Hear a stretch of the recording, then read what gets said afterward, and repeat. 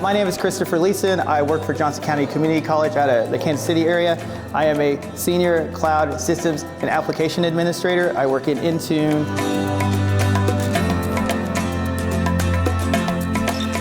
So we have about 5,000 endpoints spread out over Macs, Chrome, OS, and Windows. We use Intune and right-click tools to help manage our Windows environment, which is somewhere about 35 to 4,000 devices. Recast helps us get the same functionality we had in our on-prem with the right-click tools into our Intune environment by letting us hit things like BitLocker, keys, and lapse passwords and things like that that are stored in Intune that we wouldn't have an easy way to get without going through the PIMing process. My favorite capability in right-click tools is that I'm able to provision these tasks to my technical staff without having to go into Intune and figure out all of the different rights and responsibilities and roles that I would need to give them to do it.